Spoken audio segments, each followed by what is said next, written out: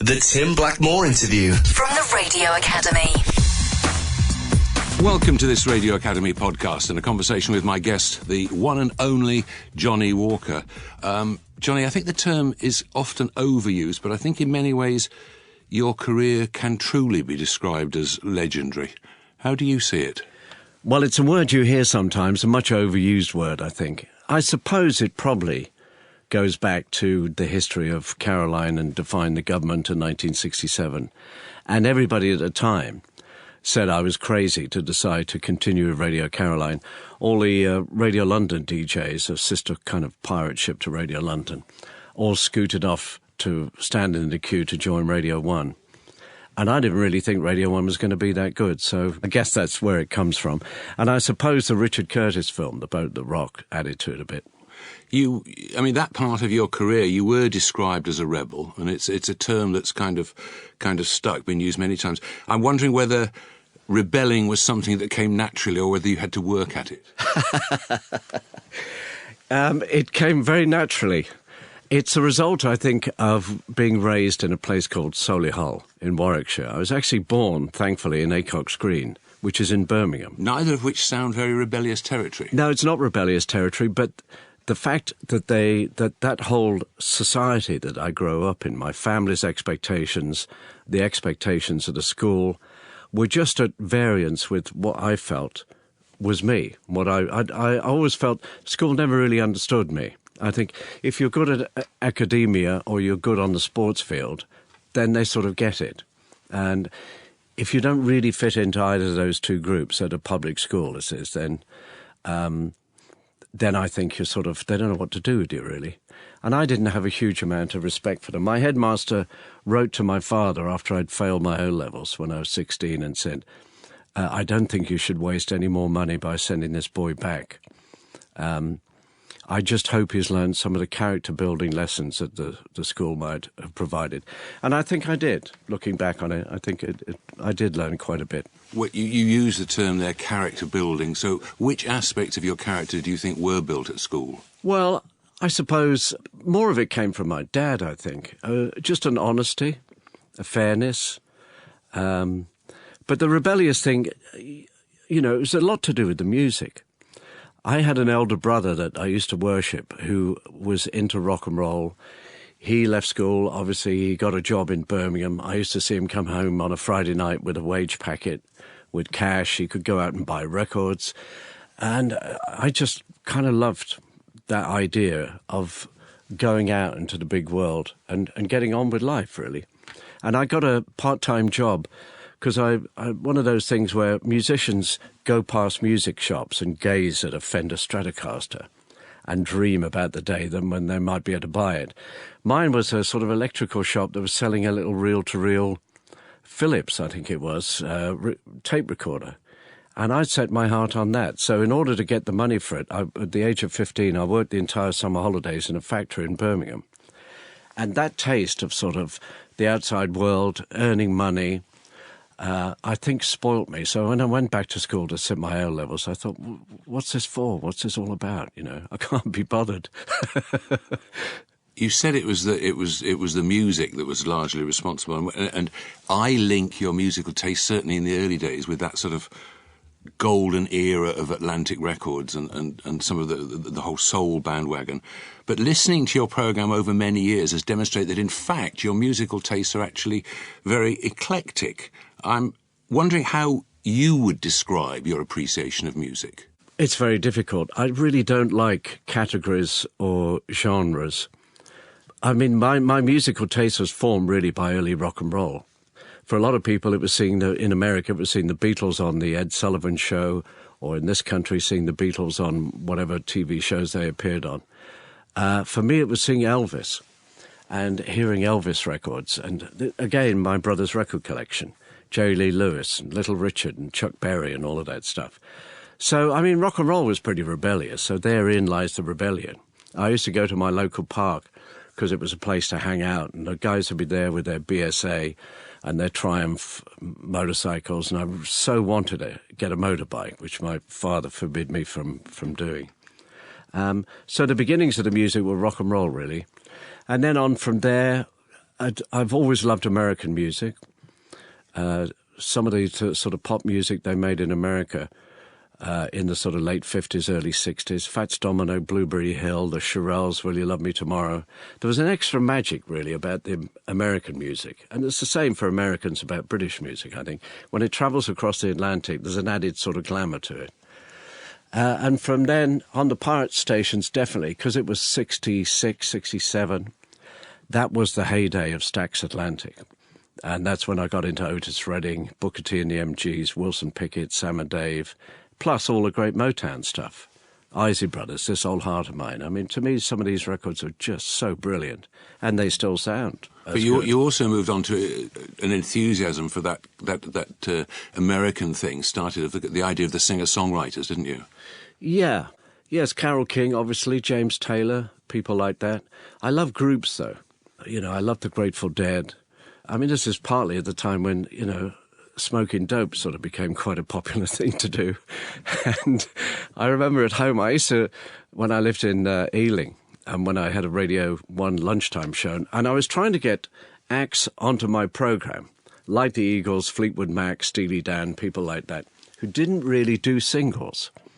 It was kind of the time when if a group really wanted to be rated for its musicianship and its musicality, putting a single out was sort of, you know, that was sort of top 40 radio. That was pop. That wasn't very good. So I had to find a way to sort of play album tracks. And I used to listen to albums at home and roll a bit of a joint and have a smoke, and it sounded fantastic. Of course, then the big worry was, would it sound as good in the morning? Most of them did, I have to say.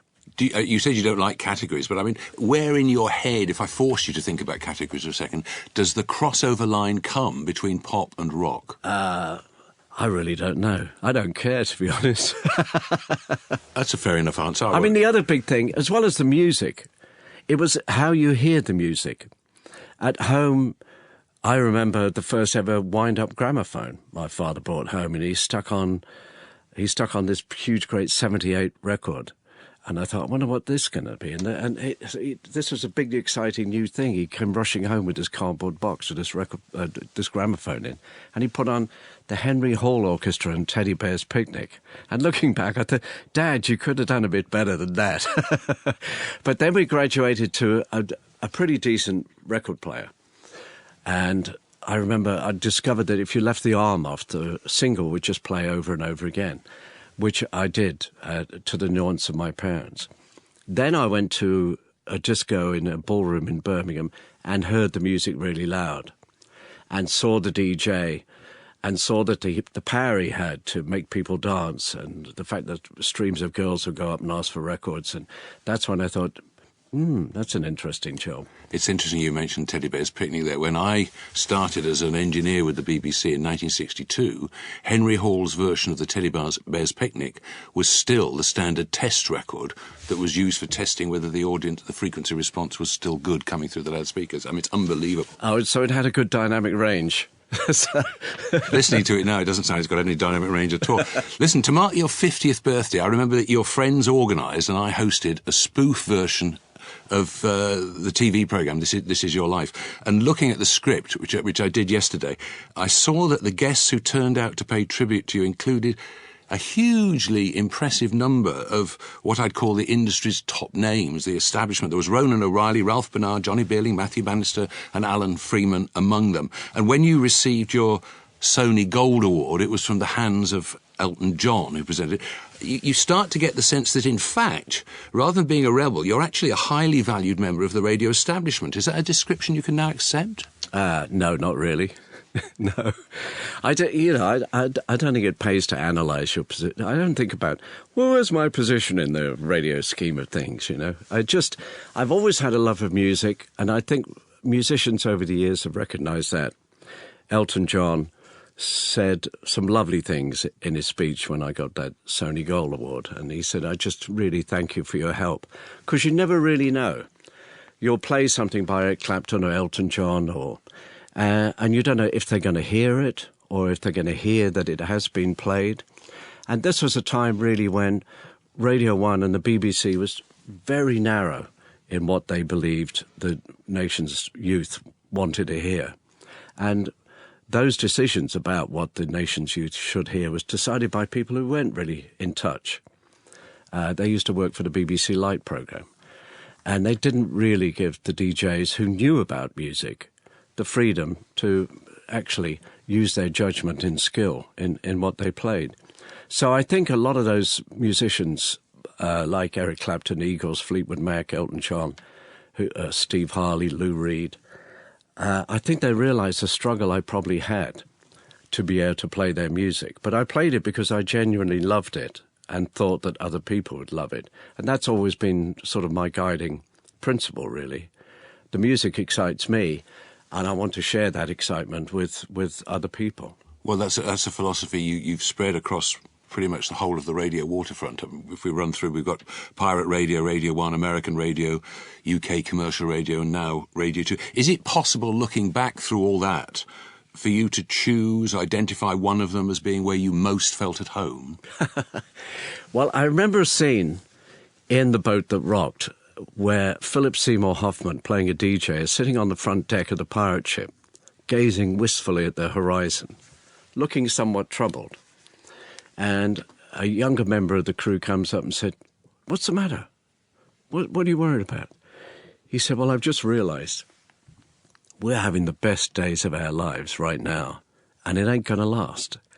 So when I came off Caroline with all the freedom that embodied of total freedom, all our format was play one from the Caroline Top 50, and then one could be whatever you liked, and then one from the Caroline, just alternated. Great freedom, really.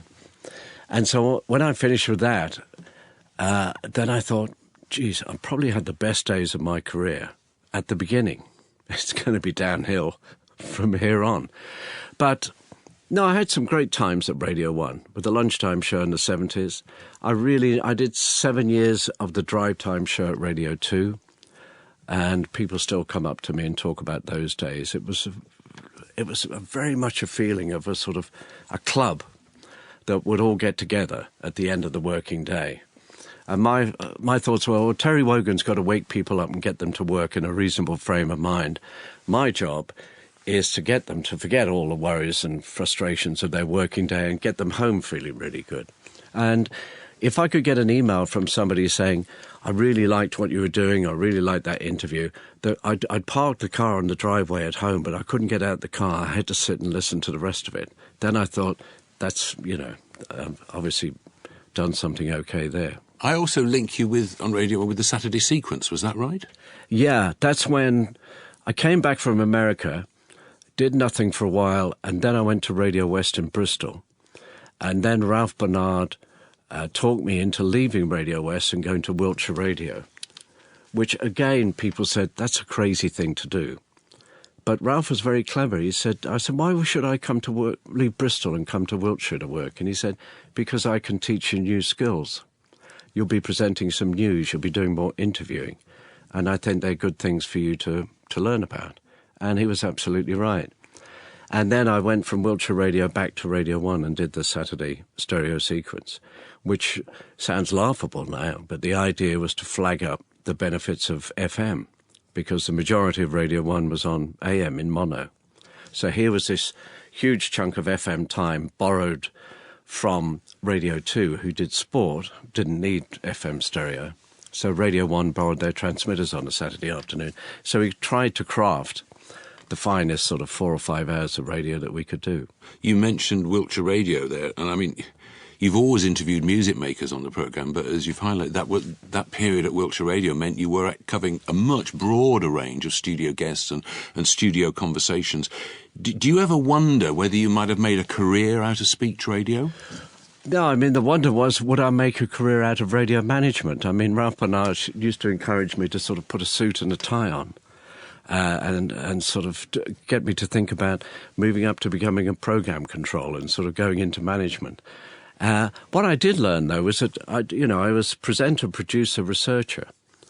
And I remember me saying to Ralph, I need a budget, Ralph. I need to pay these people some money for coming down the M4 to near Swindon to be a guest on the show. And he said, there's no knowing how far people will travel, he said, to get on the radio. You don't need a budget. And he was right, actually. So I learnt a lot about interviewing and things. And I remember during a period after leaving Radio 1, I did the LBC breakfast show.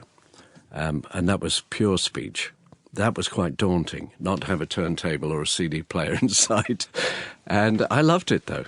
So I think I could have gone into speech radio. In my life, there have been a couple of people who, with hindsight, I regard as very important mentors. One of them was the late Teddy Warwick, who you knew as well. I'm wondering whether you've been lucky enough to have people who you've appreciated as providing your life with those all-important signposts. Well, again, like you, Teddy Warwick was certainly one of them. He was executive producer on my lunchtime show. And I think I can say this now because the gentleman concerned is no longer with us. But I had I was given this lunchtime show, and I was given 2 hours of needle time, which was a huge thing then. I could play records for 2 hours, not have to play inferior cover versions made by a BBC orchestra, which we used to have to do. So I said to Teddy, I said, this is fantastic. I said, I'm so happy. I said, I've got 2 hours of needle time, but you've given me a producer famous for being drunk most of the time and really nasty and aggressive. What do you think I should do? I need some advice. And he said, well, do all your work in the morning. That was it, basically. So don't try and do any work after lunchtime pub hours. And then the BBC, as they take with one hand, they take back with another. Having established that show and got a really nice rhythm to it and really enjoying doing it, they suddenly said, we're going to bring in a 15-minute news programme called Newsbeat. It was the sort of thing the BBC occasionally do to please the politicians, to make sure that they can show, well, we're doing something a bit different to commercial radio. So I'd start at midday, work till 12:15, or maybe 12:30, yeah. I'd do half an hour, really be getting into it and getting the rhythm going, stop, hand over to Newsbeat, sit in the studio twiddling my thumbs. And then at 12:45, I had to start the show all over again. And it ruined it for me. It really messed it up. That's part of the frustration of working at the BBC. It was, thinking of the BBC, John Burt, who controversially identified the internet as an increasingly important media platform. And only a few years on from there now, the internet really is delivering across a truly, what I'd say, international and mind-boggling choice of music radio services. I was listening to Roger Day's Uncool Radio last week. I'm wondering how you feel about internet radio and its prospects. Well, it's fascinating to read in the paper a couple of days ago that one government minister is giving some thought to the idea that's been suggested that access to the internet should be a basic human right, because it is so important for one to be able to conduct one's life. I mean, if your computer goes down or you lose your Wi-Fi access at home, it's just, wow, it's awful. You get so used to this instant access to knowledge, communication, and it's very empowering. Internet radio, I've been doing a podcast for about a year now on a sort of alternative spiritual side of life, talking to different people who are trying to make a difference. And I love doing that because I've got complete freedom to choose who I want to put on there. Nobody tells me you can't do that or you can't do this. So, and I think as smartphones get ever smarter and the difference between a phone and a laptop or a tablet become ever narrower, it's like Samsung. I was talking to someone who works here at your organisation because they had a Samsung phone, which is, everybody wanted phones to become smaller and smaller. Now they're getting bigger and bigger because they're mini computers that are with you always. So having that and then being able to use that to tune in is one of my favourite apps on my phone. To listen to radio from all over the world is absolutely incredible. So the internet and internet radio it's hugely important and will only grow, I think. It's been suggested that people with those phones, today's school leavers with a creative mind, are perhaps less likely to go into radio than they might have been. Perhaps they're going to find their fulfilment designing computer games or something like that. How optimistic are you for the future of radio? I hadn't really thought about it. But I suppose, I don't really know, because music is so available.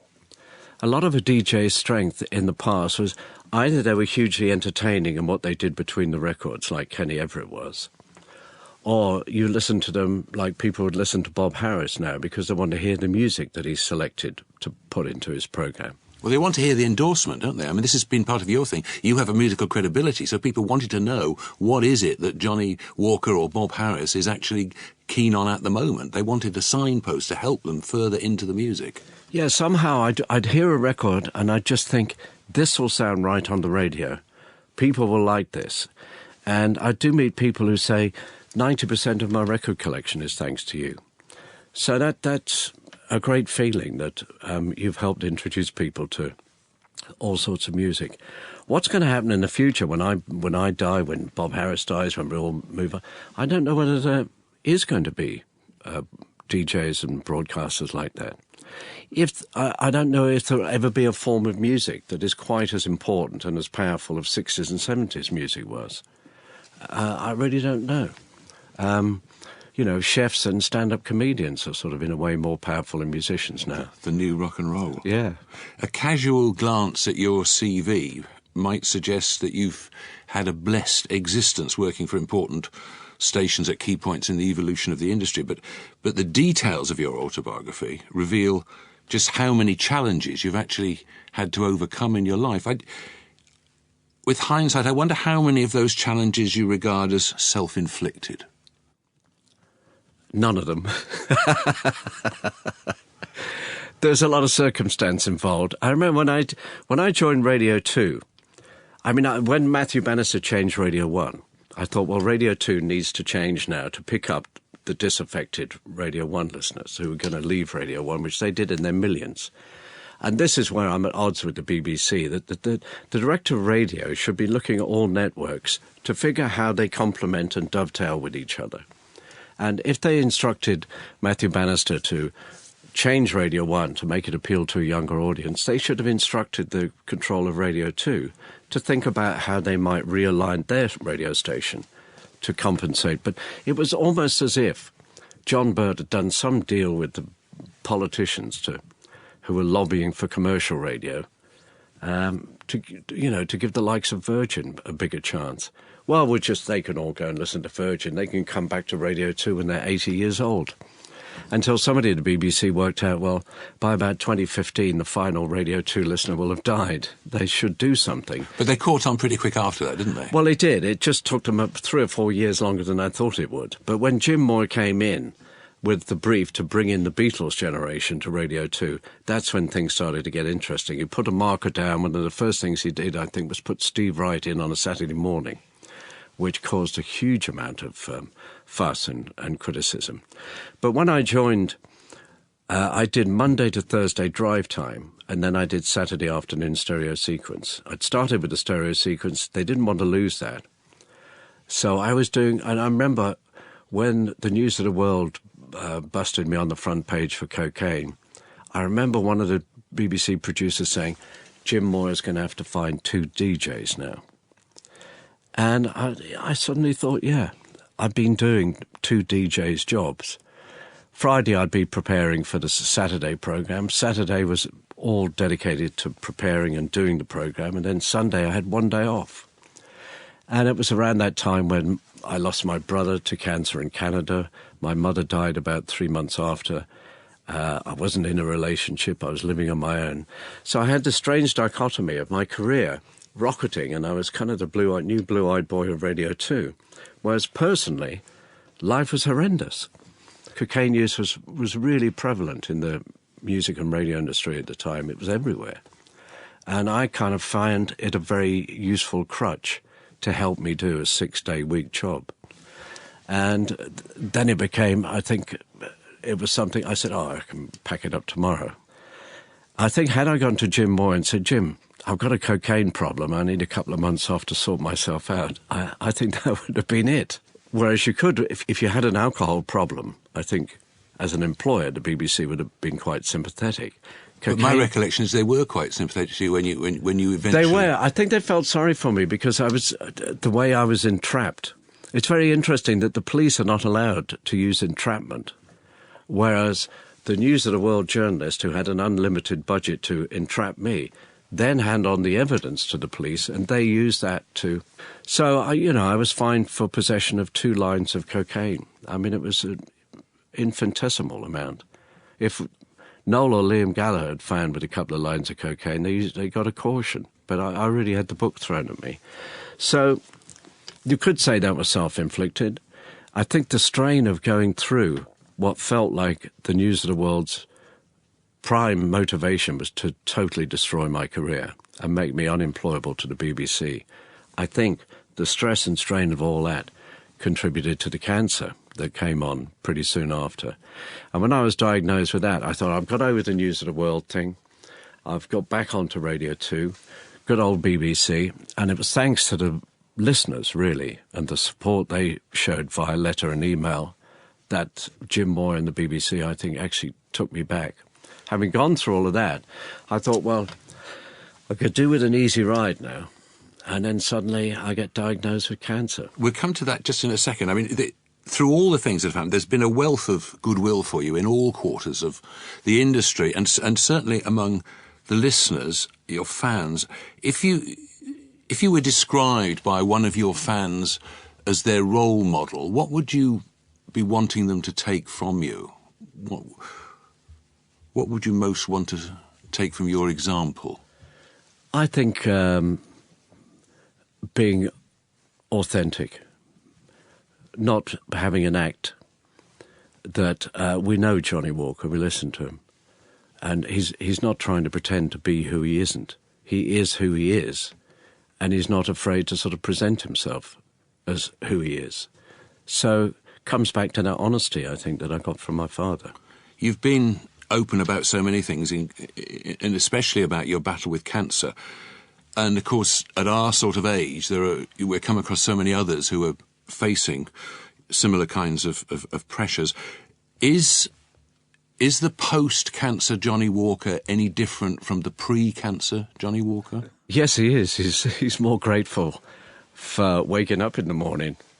I remember when I came back from cancer, and I said I was thinking while I was sort of in hospital about writing a blues song. And I said, like most blues song, and sort of the opening line, well, I woke up this morning. And I said I got as far as that and thinking, well, that was a result. So I was tremendously lucky to survive it. Thankfully, more and more people are surviving cancer.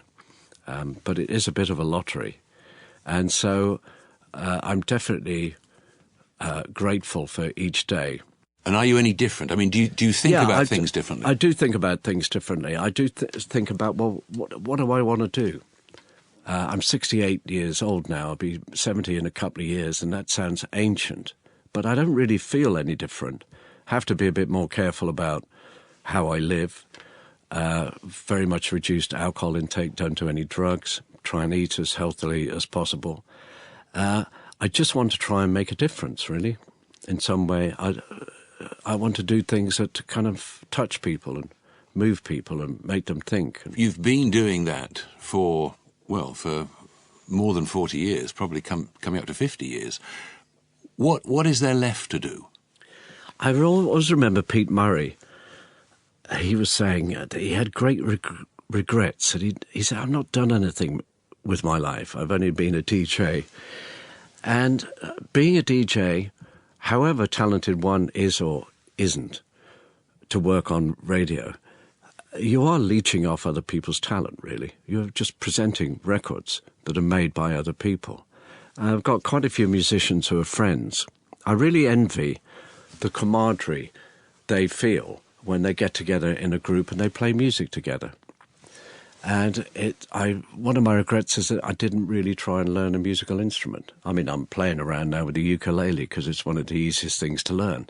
And it's great fun to sit and play the ukulele and sort of get even more the joy that musicians get out of playing and playing in a group. Will you be progressing to the Fender Strat, do you think? Possibly. I don't know. I've often thought if I was in a band, and I wish I'd been in Liverpool or Birmingham properly, because I think maybe there might have been more chance of getting in a band. There might have been other schoolmates who'd formed a band, because that's how it used to happen. What instrument would I play? And probably lead guitar, I suppose.